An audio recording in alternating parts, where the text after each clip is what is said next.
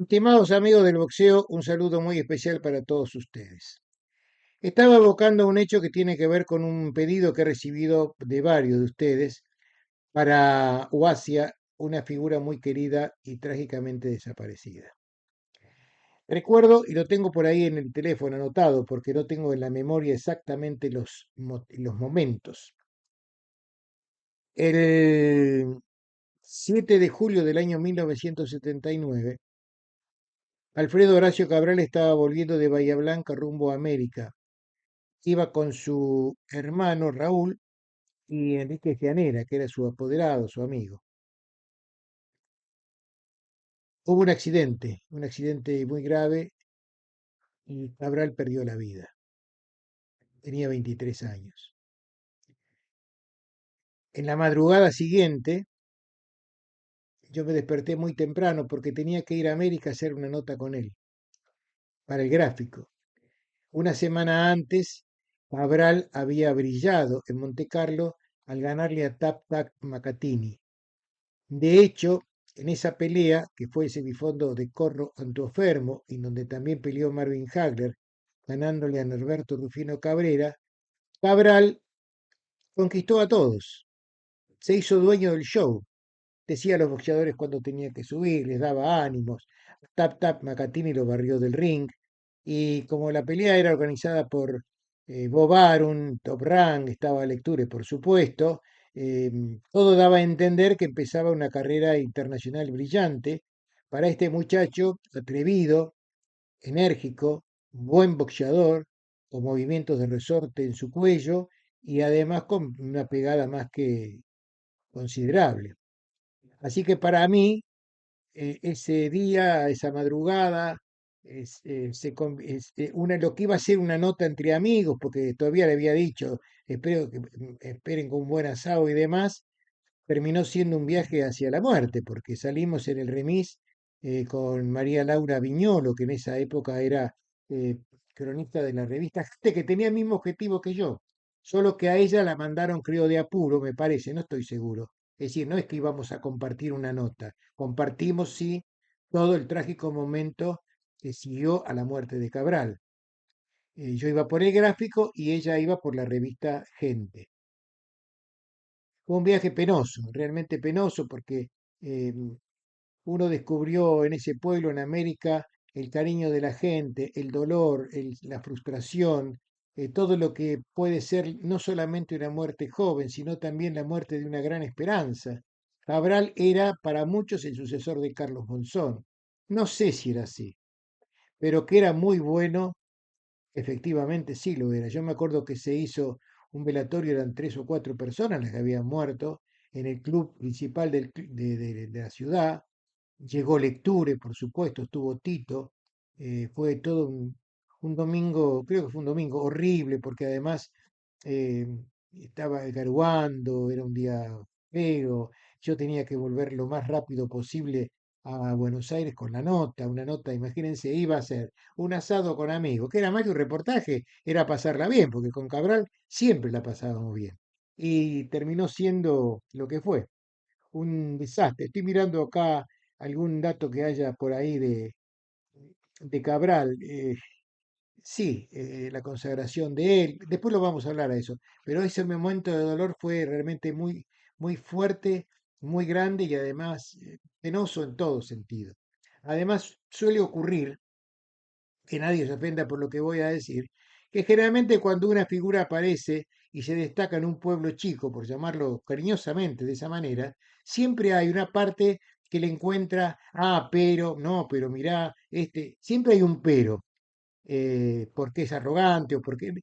Acá todo el mundo lo quería, era un tipo muy simpático, muy... yo me acuerdo que la primera vez que lo conocí, que lo traté, fue en el gimnasio de Luna Park, no nos conocíamos.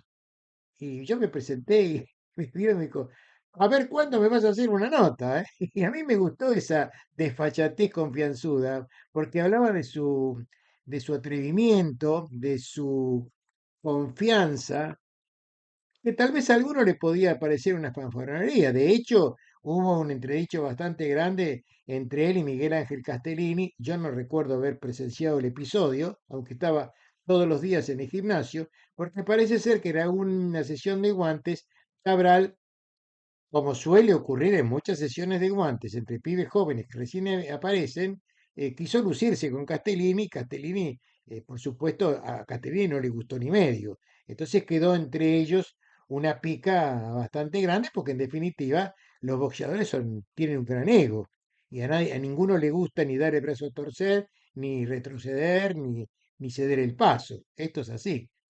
Lo cierto es que estoy mirando la fecha, 9 de junio del año 1979, pelearon, Luna Park lleno. Cabral le dio una paliza a Castellini, hasta le sacó la lengua, fue hasta irrespetuoso con él, lo lastimó mucho, profundamente, porque le pegó mucho, porque era un muchacho muy joven, muy veloz, muy atrevido, y Castellini tenía esas lagunas que a veces aparecía muy lento, pegaba muy duro. Miguel era un tipo que pegaba durísimo, pero tenía esas lagunas. Y este, con su atrevimiento, con su arrogancia, se nos llevó por delante. Fue verdaderamente una paliza. Hace un tiempo, en enero de este año, yo anduve por Cartagena, Colombia, y creo que ya les conté la anécdota que todos hablaban por allí de que el kiosco el Boni, el kiosco del, yo no sabía, digo, ¿qué es el Boni? ¿Qué es un kiosco? Un kiosco es un restaurante de los que hay muchos allá, al borde de la playa. Hasta que alguien me dijo, no, es de un boxeador. Sí, pero el Boni, ¿quién es? No, el Bonifacio Ávila. Bonifacio Ávila, obviamente boxeador colombiano, un tipo que recorrió el mundo, vino a Buenos Aires en el 78 y peleó en el Luna Park con Cabral. Y fue una muy buena pelea, y ahí una más, en donde Cabral demostró todo lo que podía hacer. Estaba además en el camino acertado, pero cuando digo acertado, porque estaba en el momento justo. Corro campeón del mundo. Veníamos de un Carlos Monzón y un reinado extraordinario, aunque algunos todavía lo cuestionan. Esa es otra historia. Corro campeón del mundo. En el Luna Park le ganó a Valdés y a Ron Harris, de la mano de Top Rank, Lecture, Sabatini en Europa, y aparecía este Cabral. Era ideal para irlos programando y llevarlo a alguna pelea de campeonato del mundo, porque tenía todas las condiciones.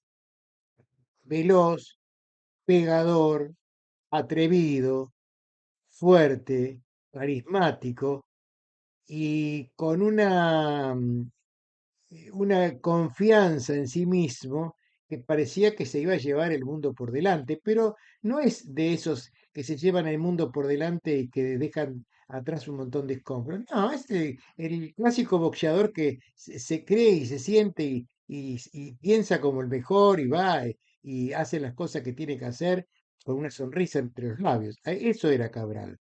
Por eso esa circunstancia fue tan dolorosa y tan triste, porque tenía todo al alcance de su mano. Estaba casado, tenía creo que un hijo o dos, eh, chiquitos, por supuesto, tenía una humilde casa, empezaba ahora a ganar dinero y a conquistar el Luna Par. Ya el hecho de haberle ganado a Castellini como le ganó, ya lo proyectó a Cabral de una manera especial, porque más allá de todo, Castellini es un tipo que todos ustedes saben que tenía una campaña más que importante. Por ahí estoy recordando que a los 18 años, en el mundial, el primer mundial de amateur que se hizo en La Habana, Cuba, 1974, él ya había aparecido como una figura diferente y tenía 18 años. Voy mirando y repasando algunos temas así de números y demás, porque no los tengo en la memoria, y cosas que tengo en la memoria que son muy valiosas tienen más que ver con los afectos. Había nacido el 7 de enero del 56 en Santa Isabel, era hombre de Estación América.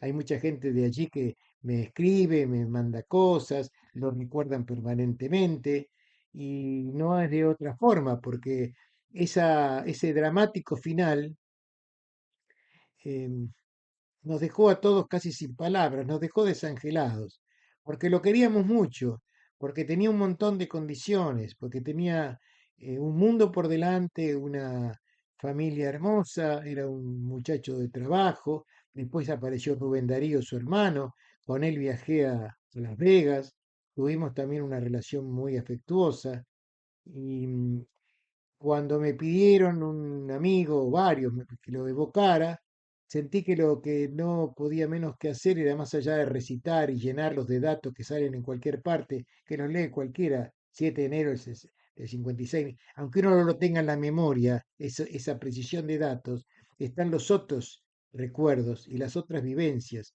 los que no pueden anotarse en ninguna Wikipedia, que son las que uno vivió.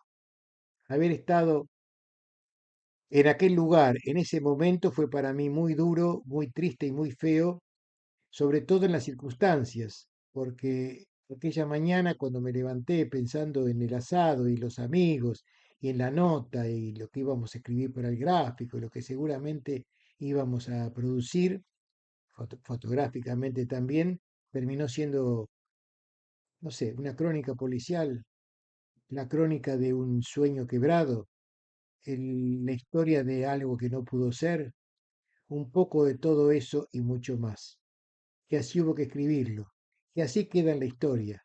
La dramática final o el dramático final o las dramáticas últimas horas de un muchacho que venía de Monte Carlo, ganador, lleno de ilusiones, con todo un mundo por delante y cuya vida se frustró cuando era apenas un chico, dejándonos en un rincón del corazón una de esas lágrimas que no van a secarse nunca más.